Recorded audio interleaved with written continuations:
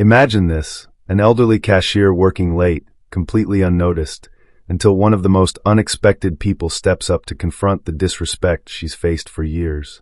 What happens next will shock you, and it might change the way you see kindness forever. Stay with me till the end.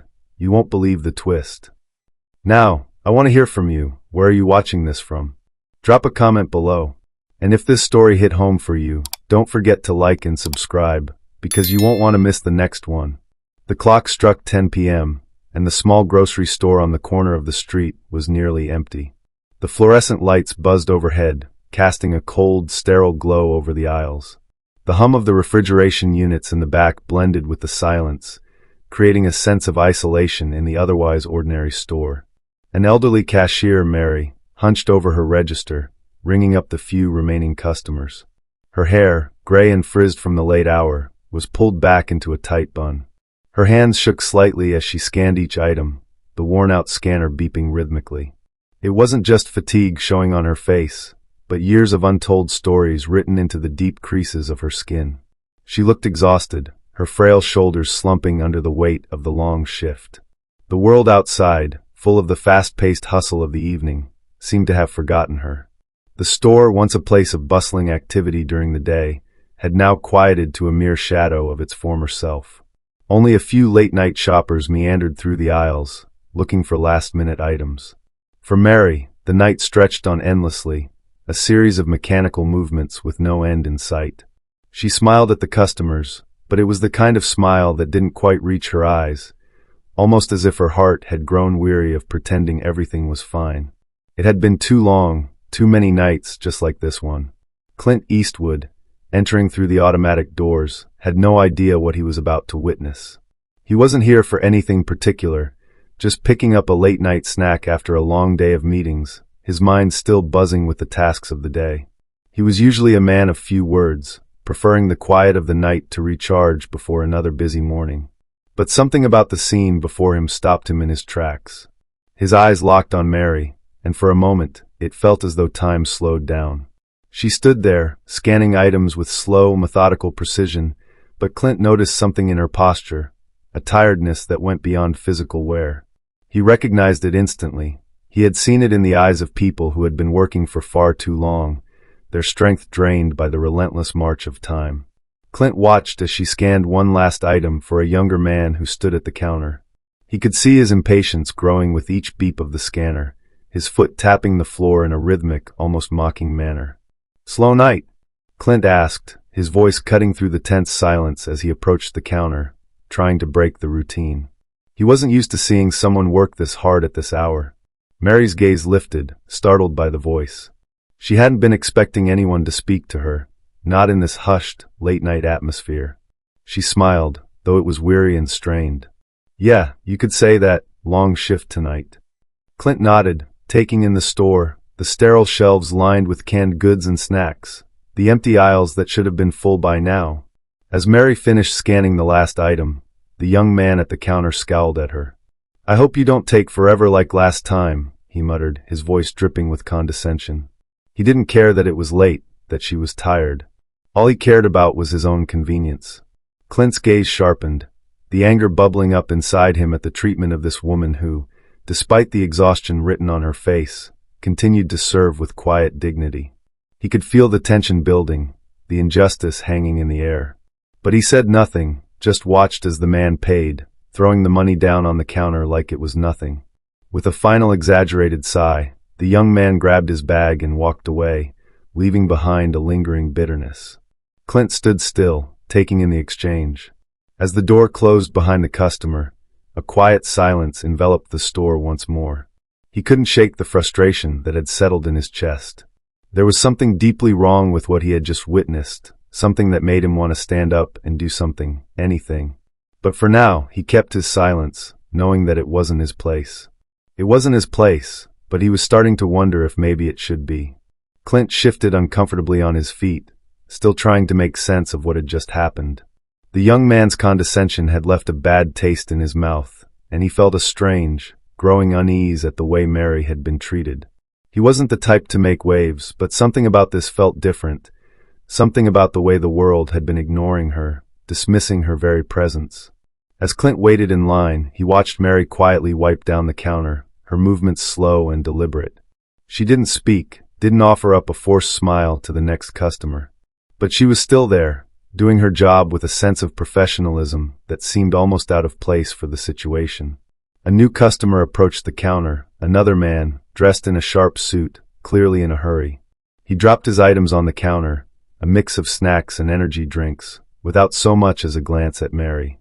He looked at his watch impatiently as she began ringing him up. "How much longer are you going to take?" he snapped, tapping his foot. "I don't have all night, you know." Clint could feel the anger rising again. This wasn't just impatience.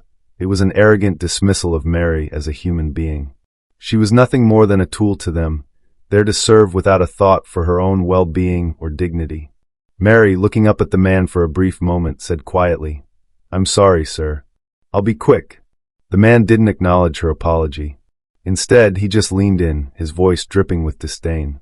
"You should really think about retiring soon, sweetheart. You're getting up there in age.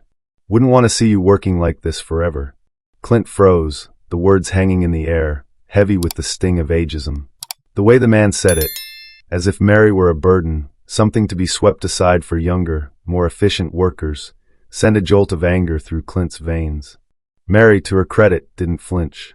She merely nodded, her eyes lowering to the counter, as if this kind of treatment were something she'd become accustomed to. Clint saw the slight tremble in her hand as she bagged the items, the effort it took her to keep her composure. The man, completely unaware of the impact of his words, continued to belittle her. "I bet your grandkids could use a break from having to take care of you," he added, his tone light as if he were making a casual observation.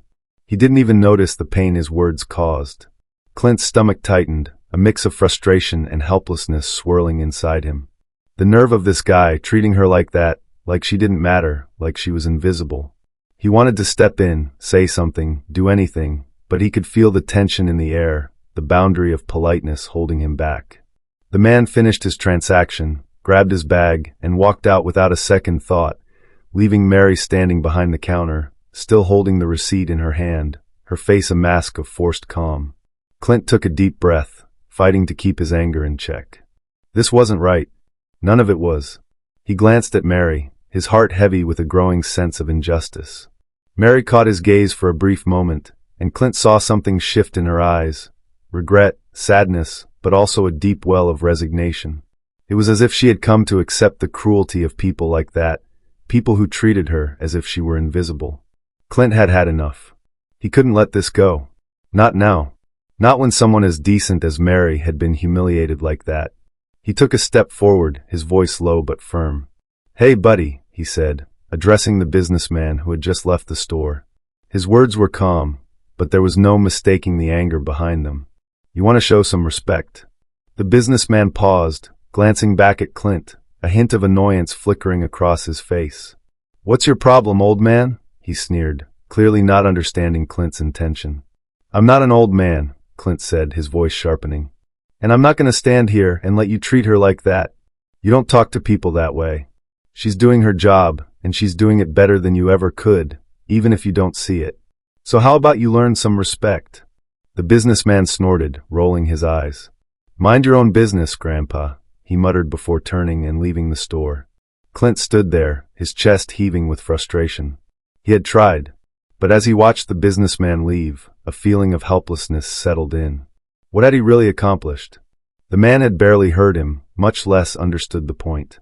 Mary looked at Clint, her face unreadable, but for a fleeting moment, he saw a flicker of gratitude. It wasn't much, but it was enough to keep him going. But he wasn't done. This wasn't enough. He knew there had to be more he could do, more he needed to do, for Mary, and for people like her. Clint stood in silence for a moment, the weight of the confrontation still settling in his chest. He felt a surge of anger toward the businessman, toward the system that allowed people like Mary to be treated as less than human, just because of their age or their job. But even as the man disappeared out the door, Clint could feel that something was still missing. He had tried to do something right, but it felt hollow, like it didn't even begin to address the deeper issues at play. He turned back to Mary, watching as she mechanically wiped down the counter, trying to keep her composure. She didn't speak. She didn't need to. Her silence was loud enough. Clint noticed her hands trembling, not just from fatigue, but from the weight of the words that had been said to her. He saw the resignation in her eyes, a look he had seen before in people who had been humiliated, people who had been beaten down by life, but who had learned to accept it as their fate. He couldn't just walk away. Not this time. A few minutes later, another customer approached the counter, a middle-aged woman this time, holding a carton of milk and a loaf of bread. She set them on the counter with a polite smile, but didn't speak. Mary began scanning the items, her movements slow but steady, her gaze focused on the register, as though trying to avoid any further confrontation. Clint stepped up to the counter, just behind the woman, his eyes still fixed on Mary. He watched as she scanned the items, her back slightly hunched, her shoulders slumped under the invisible weight of the world. He felt a surge of rage again, a deep, visceral anger that had been building ever since he first witnessed the disrespectful comments. And then, as if in some twisted sign of fate, the woman at the counter opened her mouth. "Geez, it's about time someone told her to hurry up. She's too slow," the woman muttered, just loud enough for Clint to hear. Clint's fists clenched at his sides, his pulse racing. The woman hadn't even looked up at Mary when she said it, hadn't even considered that the person she was talking about might be a real human being with feelings, with dignity. It was a casual insult, like she was talking about a machine, not a person. Clint's anger flared in an instant. This was the second time tonight he had witnessed this kind of callous disregard, this second offense that had been aimed at someone who was nothing but kind, who was just doing her job in the face of everything she had been through. The woman finished paying, and as she grabbed her items, she tossed a few coins onto the counter without even looking at Mary. Clint could feel the tension in the air, the sense of injustice building up inside him, pressing against his chest, almost suffocating him. Without thinking, Clint stepped forward. "Excuse me," he said, his voice much louder than he intended. He was trying to stay calm, but there was a bite to his words now. "What did you just say?" The woman turned to him, startled. "What?" "About her being slow," Clint continued, his voice firm but calm, the anger simmering just below the surface. "You think that's funny? You think it's okay to talk about people like that?" The woman's eyes widened, clearly taken aback. I didn't mean anything by it," she stammered, now visibly uncomfortable. Clint leaned in closer, not backing down. "You didn't mean anything by it? Well, maybe you should think before you speak. She's been working for hours, and you come in here and act like she's just some machine. You want to talk about slow? Maybe you should look in the mirror." The woman's mouth opened and closed as if searching for words, but she couldn't find any. She took a few steps back, her face flushed, and finally, she grabbed her items and hurried out of the store without saying another word. Clint stood there for a moment, breathing heavily, trying to keep his emotions in check. He turned back to Mary, who had been silent through the whole exchange, her face betraying nothing. She was looking down at the counter, her hands still gripping the register, but Clint could see that the moment had shaken her, even if she wasn't willing to show it. "I'm sorry," Clint said softly, his voice now quiet and sincere. "I know you didn't ask for me to do that, but I couldn't just let it slide." Mary didn't look up at him. Instead, she just gave a small, almost imperceptible nod, as if she was too tired to respond. Clint could see the weariness in her face, but there was something else there too, a tiny flicker of something. Was it relief? Maybe. Or maybe it was just the exhaustion of someone who had learned to expect nothing but disrespect. He stepped closer, his heart heavy with frustration. "You don't deserve that," he said quietly, almost to himself. "Nobody does." Mary finally looked up at him, her eyes searching his face for something. After a long pause, she spoke, her voice barely above a whisper. "It's not that simple. You can't just fix people's behavior with a few words." Clint was about to respond, but the words caught in his throat. She was right. Words alone wouldn't change the world. But maybe, just maybe, he could do something that would make a difference. As Clint stood there, torn between his frustration and his desire to make things right, he realized that the anger he had felt for so long wasn't going to just disappear. It was a fire that had to be dealt with, not with more shouting, but with a deeper understanding of how to fight back against the insults, the offenses, and the injustices that had been piled on people like Mary for far too long. But Clint knew one thing for sure: he wasn't done. Not yet. Clint left the store that night with a lingering, unsettled feeling. He had done what he could, spoken up, called out the disrespect, but something told him that wasn't enough. He couldn't shake the image of Mary standing there, silent and resigned, the weight of her years, of her labor, weighing down on her like an unspoken truth. It was as though nothing he did could fix the deep-rooted hurt she had endured, nothing that could undo the casual insults she'd been subjected to for who knows how long. The next day, Clint couldn't stop thinking about her. He found himself driving past the store, his thoughts still heavy with the image of Mary's weary face. The more he thought about it, the more his anger swelled. He wanted to do something. He needed to do something. But what? When Clint pulled into the parking lot of the grocery store again, the sun was beginning to set, casting long shadows over the empty spaces. He parked his car and walked inside, determined to make things right, though not entirely sure how. Mary was at the counter as usual, scanning items with the same slow, practiced movements. Clint could tell she hadn't noticed his arrival, her focus fixed on the task at hand. For a moment, he stood there watching her, wondering how many more nights she would have to endure the same disrespect, the same exhaustion, the same lack of appreciation. Clint approached the counter, but this time, he didn't say anything immediately. He just stood there, taking in the sight of Mary, the woman who had been silently weathering the storm of life without any recognition, any thanks. After a few moments, Mary looked up and saw him. Her eyes briefly widened in recognition, but she quickly masked her reaction with a polite, if tired, smile. "Good evening, sir. How can I help you?" she asked, her voice soft, weary. Clint hesitated for a moment, considering his next words carefully. Then, with a slight exhale, he said, "I just wanted to say thank you. For everything you do." Mary blinked, surprised by the sincerity in his voice. But Clint wasn't finished. "You work so hard. I've seen it. And no one should ever talk to you like you're invisible," he said, his voice firm with conviction. "I've seen how people treat you, and I've had enough." Mary's lips parted slightly, but she didn't respond. She simply nodded, not knowing how to react to his sudden, unexpected acknowledgement. Clint didn't stop there. "I know you didn't ask for this," he continued, "but I want to do something for you. I've arranged for you to get a raise, and I've spoken to the manager about giving you better hours. You won't have to work these late shifts anymore. It's the least I can do." The words hung in the air between them, and Clint could see the shock in Mary's eyes. She blinked, as if trying to process what he was saying. But then something changed. The mask of professionalism fell away, just for a moment. Her expression softened, and a flicker of disbelief crossed her face. "Mr. Eastwood, you don't have to do that," she said, her voice trembling slightly. "I don't need anything. I'm just doing my job." Clint shook his head. "No, you deserve more than just a thank you.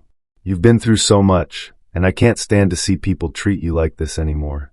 Mary's eyes welled up, and she quickly wiped her cheek, a small tear escaping despite her efforts. It wasn't the kind of gratitude Clint had expected. He had hoped for a smile, maybe a thank you in return. But this was real. This was the weight of years of quiet suffering finally being acknowledged. "I don't know what to say," she whispered, her voice cracking. "You don't need to say anything," Clint said gently. "Just take it. Take a moment to feel appreciated for once. You've earned it." Mary stood still for a long moment, her hand resting on the counter as she looked at him, trying to process the kindness he was offering. She didn't understand. No one had ever given her that kind of respect, that kind of care. It was foreign to her, like a dream she wasn't sure she deserved. But Clint could see it in her eyes, a moment of relief, a quiet sense of hope flickering there. It wasn't much, but it was something. It was a gesture, a real, heartfelt acknowledgement of her worth as a human being. As he turned to leave, Clint paused for a moment and looked back at Mary. She was standing there, still in shock, her hand still holding the register, but this time, something in her posture had shifted. It wasn't much, just a subtle change. But it was enough to make Clint feel like he had done something right. "Take care of yourself, Mary," Clint said, his voice softer now. "You deserve it." And with that, he walked out of the store, leaving Mary standing at the counter, her heart heavy with emotions she hadn't felt in a long time. For Clint, it wasn't just about the money or the raise. It was about making sure that, for at least one person in the world, the invisible walls of disrespect had been torn down. That Mary had been seen. That she had been given the dignity she had been denied for so long. But as Clint walked into the quiet night, he knew that the battle wasn't over. It had only just begun. The following evening, Clint found himself standing in the parking lot of the grocery store once again. His thoughts were heavier this time, more reflective. He had made his gesture, extended his help, and still something nagged at him, like he hadn't fully done right by Mary. The raise, the better hours, it was a start, but was it enough? Had he truly changed anything for her, or was it just a temporary fix for something much deeper? He had promised her that things would be different, that she wouldn't have to deal with the late shifts anymore. But Clint realized that real change didn't come from a paycheck or a new schedule. It came from a shift in how people saw each other, how they valued one another. Clint walked through the automatic doors and was immediately hit by the familiar smell of the grocery store. It was quieter tonight, almost as though the store itself was holding its breath, waiting for something to happen. He could see Mary behind the counter, just as she had been the night before, scanning items with the same weary movements. But something was different. Mary's posture wasn't as slumped as it had been before. She wasn't dragging herself through the motions. There was a subtle shift in her energy, something Clint couldn't quite put his finger on, but it was there. He walked over to the counter, and this time, it wasn't about making a grand gesture. This time, it was about showing Mary that she wasn't alone in this fight, that there were still people in the world who cared, who saw her for what she was, a person deserving of respect, dignity, and care. "Hey, Mary," Clint said as he approached the counter, his voice calm and warm. "How's it going tonight?" Mary looked up, startled for a moment, but when she saw it was Clint, her expression softened.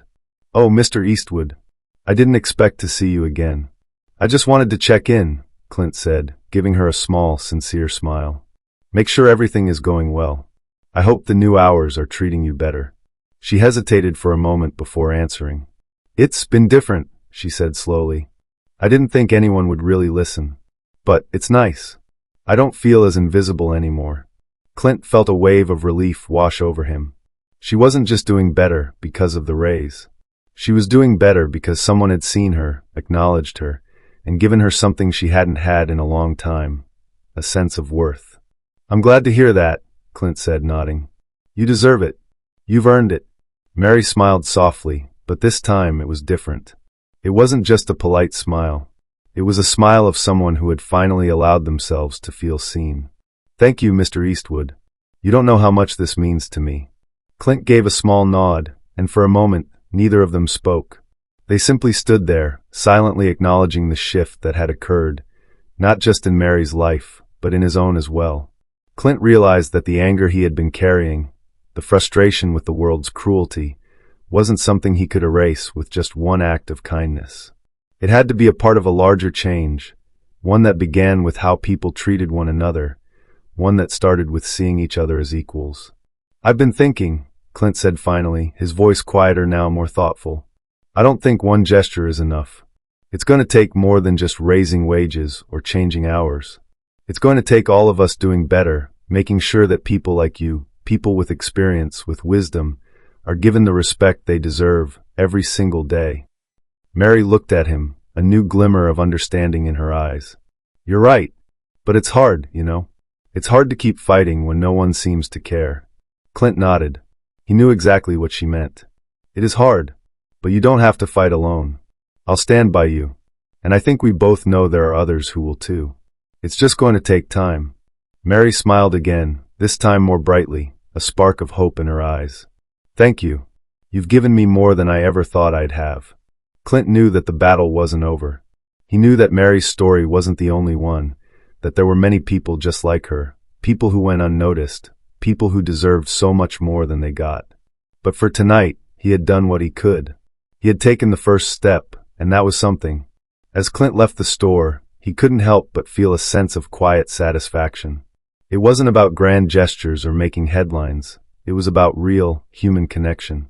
About seeing people for who they truly were and giving them the dignity they deserved. And maybe, just maybe, that was the beginning of a change.